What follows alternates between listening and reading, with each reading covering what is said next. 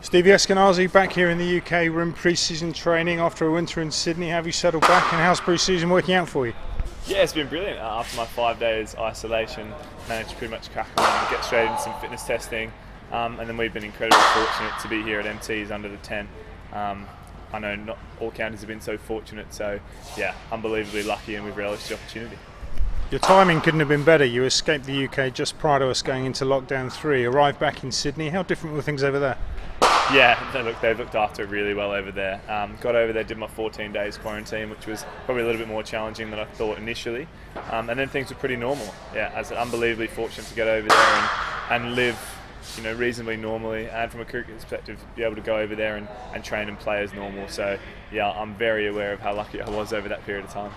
Everyone went into last season a little bit undercooked in preparation terms. You've obviously had a very good winter over in Sydney. How good are you feeling now, having got some meaningful time out there in the middle? Yeah, it's been brilliant. I think we all love to take the opportunity to get out and play in different dressing rooms, different environments with different players and coaches, and try and gain some more information. So there's nothing more valuable than getting out there and scoring runs and helping a team do well over there. So I'm looking forward to taking some momentum that I gleaned over there over to out there. Well, it was back at Sydney Cricket Club, your third time over there. They must love it when you turn up. I think you've averaged 55, 102, and this winter 65 across all formats. You must feel good there. Yeah, I think it's the obligation of overseas pros, similar to guys that come over and play for us, to set a standard, not only on the pitch but off the pitch too. So, I was there training pretty much every day, so it definitely was my obligation to go out there and show that I was over there for a reason. And I think the brilliant thing for me over there was I understood how fortunate I was to be out there. So I was hugely grateful for the opportunity. And I think when I could play with that style of freedom, it really opened me up a bit. 300s and 250s over there. You're back on the grassy green wickets of Merchant Taylors. Obviously, we've got pre-season friendly starting here next week. What shape are you in ahead of those? Yeah, definitely a little bit of adapting to be done over the last couple of weeks, but I think that's the brilliant thing about this tent. We can overtrain on the green wickets here, and then hopefully when we go out there we can definitely have the confidence that maybe other sides who wouldn't have the opportunity to play in these conditions wouldn't have. I caught up with Stewie Law earlier, who talked about Peter Hanscom joining up with the side. Obviously you stepped in as skipper last year when Peter wasn't able to join us. What's it going to be like playing under Peter?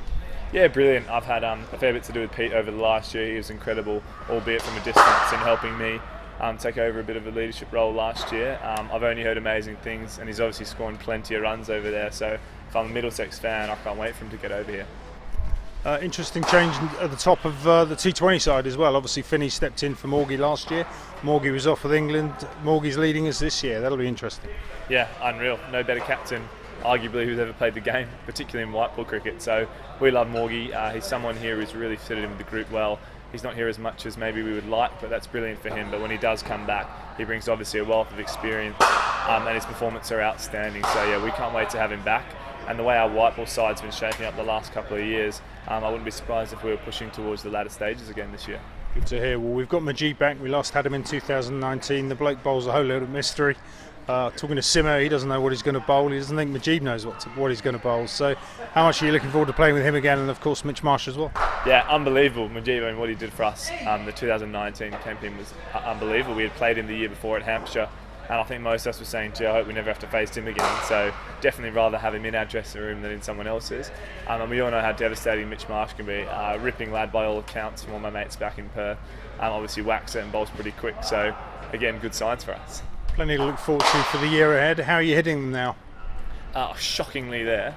I bust my finger there, but no, it's been good. It's been a real challenge. As I said, I think guys have come into it with an amazing attitude. There's been a high level of competition in these nets, which maybe you can't have indoors.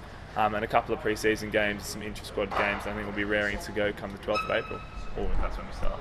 8th of April, but Eski, thanks for your time. Cheers for joining us. No worries, thanks.